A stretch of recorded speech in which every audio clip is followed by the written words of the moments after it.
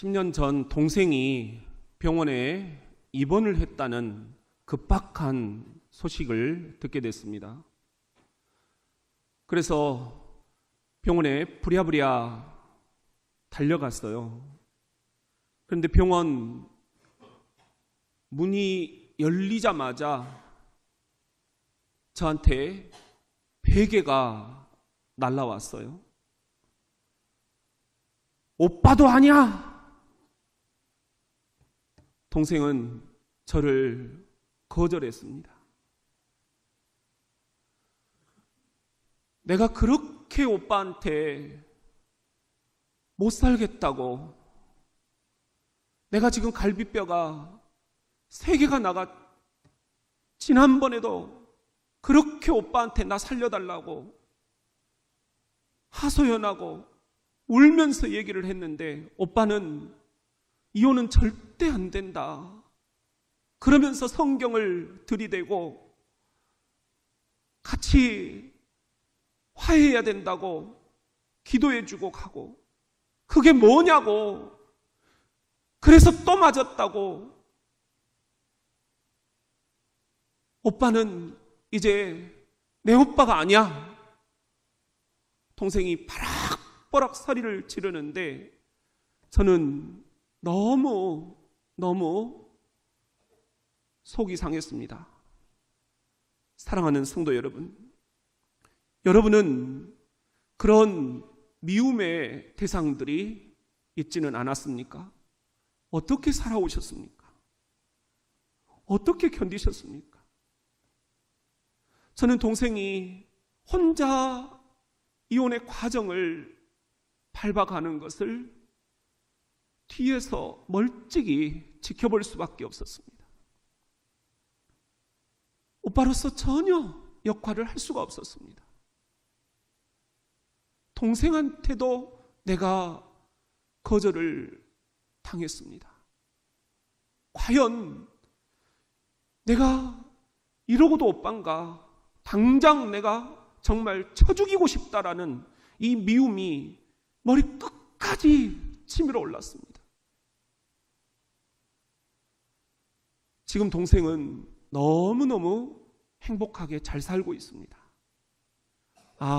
정말 내가 그렇게 둘이를 화해시키려고 했던 게 정말 내 입장이었을 뿐이구나. 내가 너무 율법적인 잣대를 가지고 성경을 들이댔구나. 나는 인간도 아니다. 목사인 내가 창피당할까봐, 내 집안이 창피당할까봐 내가 동생을 너무너무 가혹한 처지로 몰아놓고 말았구나. 여러분, 여러분에게도 이렇게 미움이라는 주제가 지금 속에서 꿈틀거리고 있지는 않습니까? 그럴 때 여러분들은 어떻게 하셨느냐는 말입니다.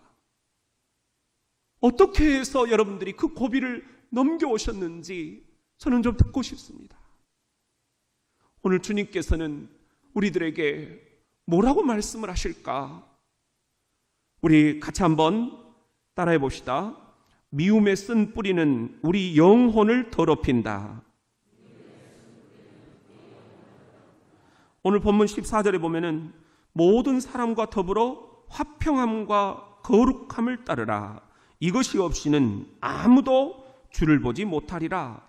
화평함과 거룩함을 따르라는 거예요. 이것이 없이는 주를 볼 수가 없다. 그러면서 15절 말씀 시작. 너희는 하나님의 은혜에 이르지 못하는 자가 없도록 하고 또 쓴 뿌리가 나서 괴롭게 하여 많은 사람이 이로 말미암아 더럽게 되지 않게 하며. 쓴 뿌리가 난다는 거예요. 이것이 우리 사람들을, 관계들을, 영혼을 더럽게 한다라는 거예요. 여러분, 이렇게 지금 이 뿌리가 나 있는데 이게 쓴 뿌리다 하는 거예요. 근데 여러분들 한번 이 사진을 가만히 보세요. 모든 것의 관건은 뿌리입니다. 뿌리가 좋아야 나무도 좋은 거예요. 뿌리가 나쁘면 나무도 좋을 수가 없는 거예요. 이 쓴 뿌리가 뭐냐는? 이 쓴 뿌리가 뭐냐? 우리는 이것을 현대어로 읽으면 좀 더 분명해지는 것을 알 수 있습니다. 14절에 보면은 모든 싸움을 피하고 정결하고 거룩한 생활을 추구해 나가십시오. 그렇게 하지 않으면 누구도 주님을 뵐 수 없기 때문입니다. 15절 말씀입니다. 시작. 여러분 가운데 어느 누구도 하나님의 은총을 잃어버리지 않도록 서로 힘쓰십시오. 여러분 사이에 독초가 생겨나지 않도록 주의하십시오. 이 뿌리에서 나온 싹은 고통의 원인이 되어 많은 사람들에게 해를 끼칩니다. 쓴 뿌리가 뭐라고요? 독초라는 것입니다. 독이 들어있다는 것입니다. 미움에 이 쓴 뿌리도 독이 들어있습니다. 그래서 마시면 독배를 마시는 것입니다. 이 독을 어떻게 해야 된다는 말입니까, 여러분? 로마서 1장 29절에 보면은 그래서 인간의 생활은 온갖 악과 죄에 빠져서 탐욕과 미움이라는 게 여기에 나와요. 질투, 살인, 분쟁, 거짓, 빈정거림, 험담으로 가득 차버렸습니다. 우리 인간의 생활이라는 게 이런 죄악된 독소에 지금 사로잡혀 있다는 거예요. 우리 안에 독이 너무 많다는 거예요. 이 독을 어쩔 거냐는 거예요. 미움도 바로 그런 독소 가운데 하나라는 것입니다. 그래서 이 미움이 얼마나 독성이 강한지 우리가 너무도 잘 압니다. 주변의 환경들을 완전히 초토화시켜버립니다. 미움에 사로잡힌 아이는 그 반 전체를 초토화시켜버립니다. 미움에 사로잡힌 집사 한 명이면 교회가 초토화됩니다. 분열이 되어버립니다. 미움에 사로잡힌 직원이 한 명 있으면 회사가 완전히 초토화되어 버립니다. 일터의 사기가 이만저만이 아닙니다. 지옥으로 변해버립니다. 미움에 사로잡힌 형제가 한 명이라도 있으면 일가 친척이 와해돼 버립니다. 명절날 모여도 모이는 게 아닙니다. 여러분, 이 쓴뿌리, 이 독초, 이 미움이라는 도끼, 이것을 어떻게 해야만 되겠습니까? 고린도전서 5장 8절에 보면은 이렇게 말씀하십니다. 시작. 그러니 미움과 악과 음행으로 가득 찬 옛 생활을 버리고 그리스도인답게 굳세게 성장해 갑시다. 미움과 악이라는 묵은 누룩이 들어간 떡 대신 진실이 담긴 순수한 떡, 곧 누룩 없는 떡으로 명절을 지킵시다. 오늘은 우리가 맥주 감사주일로 지킵니다. 이 보리떡을 준비를 했습니다. 교회의 명절입니다. 그런데 오늘 특별히 주님께서 하시는 말씀은 진실이 담긴 순수한 떡, 누룩 없는 떡으로 명절을 지켜라 말씀하십니다. 진실이 담긴 순수한 떡, 그게 뭐겠습니까? 우리가 지난 전반기 가까이 지내다 보니까 옆 사람과 서로 감정이 상해 있어요. 얽혀 있어요. 옹이가 져 있어요. 쓴뿌리들이 나고 있어요. 독초가 자라고 있어요. 미움의 독소가 지금 가득해져 있어요. 꾸정물이 되어 있어요. 어떻게 할 것이냐? 어떻게 할 것이냐? 진실하고 순수한 떡. 여러분, 주님께서 원하시는 것은 이 미움의 독소를 쫙 빼고 오늘 이 명절을 지키라는 말씀입니다. 우리가 미워하는 사람이 있습니까? 내가 살기 위해서라도 오늘 이 내 속에 있는 영혼을 더럽히는 미움의 도끼들을 예수의 이름으로 깨끗이 깨끗이 제거하겠노라. 그렇게 우리들 모두가 다 주님을 향해서 미움의 독소들을 빼주시라고 기도하는 이 명절이 될 수 있기를, 맥주 감사주일이 될 수 있기를 예수의 이름으로 축원합니다. 우리 같이 한번 따라합시다. 뿌리가 좋아야 나무도 좋다. 우리 같이 한번 읽어보겠습니다. 시작. 좋은 나무가 나쁜 열매를 맺을 수 없고 못된 나무가 아름다운 열매를 맺을 수 없느니라. 보면은 칡나무하고 등나무예요. 우리 이 칡과 등으로 한자어가 있는데 뭔지 아시죠? 갈등이라는 거예요. 갈등이라는 한자어는 이 칡 갈자와 등나무 등자예요.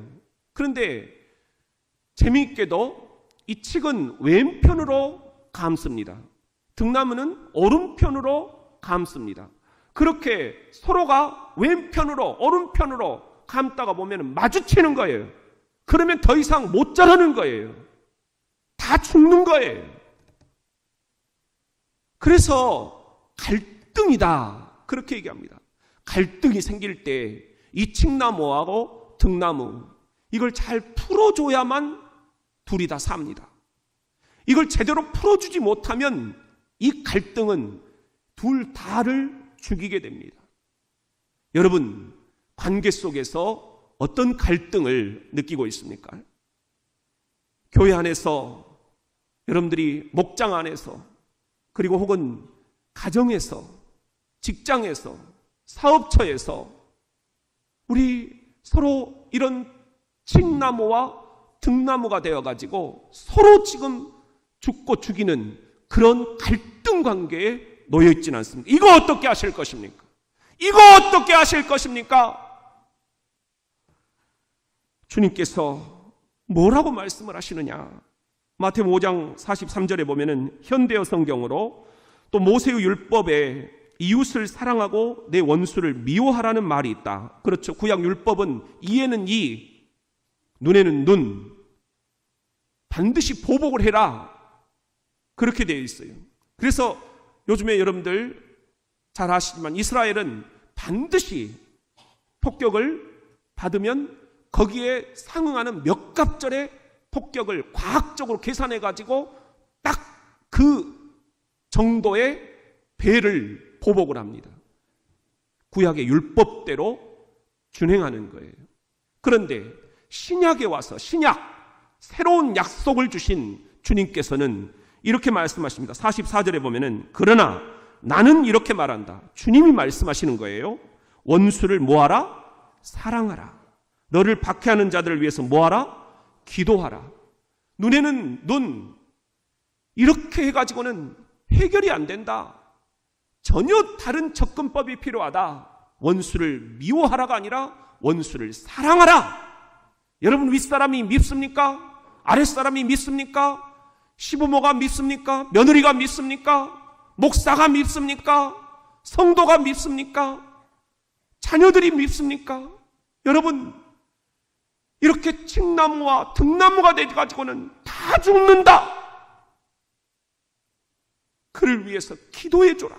그것밖에 길이 없다. 45절에 보면은 그래야만 너희가 하늘에 계신 아버지의 자녀답게 행동하는 것이다. 그분은 악한 사람에게나 선한 사람에게나 똑같이 햇빛을 비추어 주시고 옳은 사람에게나 옳지 않은 사람에게나 똑같이 뭘 주신다? 비를 내려주신다. 만일 너희가 너희를 사랑하는 사람만을 사랑한다면 그것이 무슨 미덕이 되겠느냐? 세리들도 그 정도는 하지 않느냐? 만일 너희가 너희 이웃들과만 가까이 지낸다면 다른 사람과 다른 점이 무엇이겠느냐? 이방인들도 그렇게는 하고 있다. 48절 말씀 시작. 그러니 하늘에 계신 너희 아버지께서 완전하신 것 같이 너희도 완전한 사람이 되라. 미움으로 갚는 것은 그건 아주 불완전한 것이다. 그건 아주 모자란 사람들이 하는 것이다. 아버지가 완전하신 것처럼 너희도 완전하라. 그것은 전혀 다른 역발상이 필요하다. 미움을 사랑으로 갚아라. 이것이 주님이 주시는 말씀이에요. 주님 말씀하시면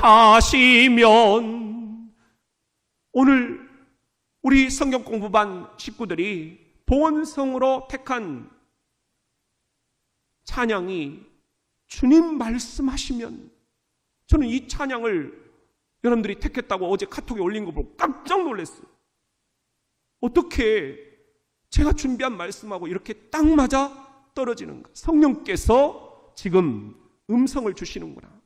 여러분, 지금 칡나무가 있습니까? 이 가운데 등나무가 있습니까? 그러니까 어떻게 하시겠습니까? 주님은 뭐라고 말씀을 하십니까? 주님 말씀하시면 내가 뭐하리라? 따라가리라. 주님 뜻이면 내가 준행하리라. 여러분, 주께서 뭐라고 말씀하시는지를 우리가 분명히 들어야 되겠습니다.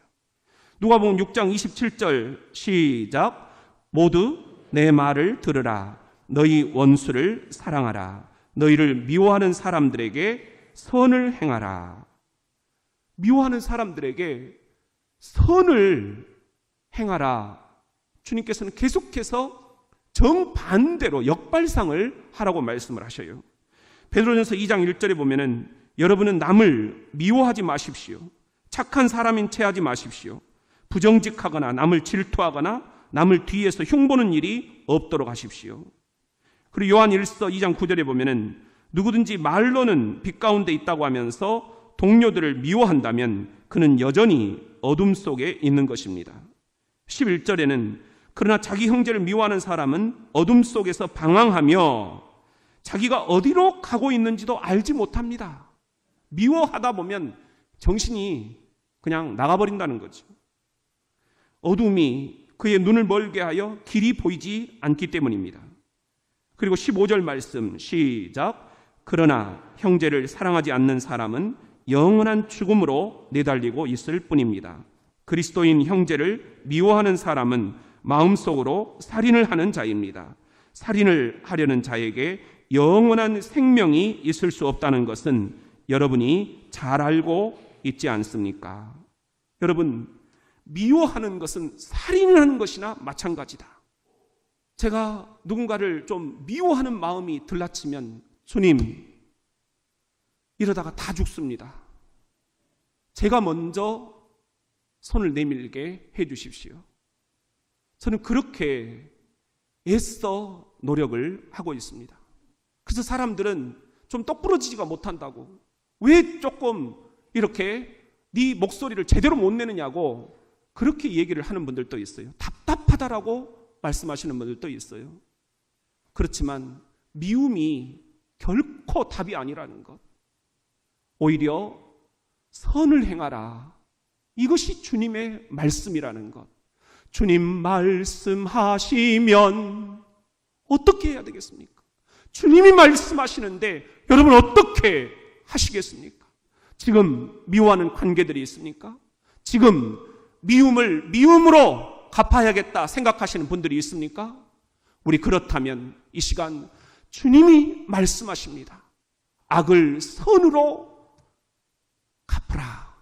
주님의 이 말씀 앞에 오늘 우리들이 귀 기울일 수 있는 이 주일 아침이 될 수 있기를 예수의 이름으로 축원합니다. 우리 같이 한번 따라합시다.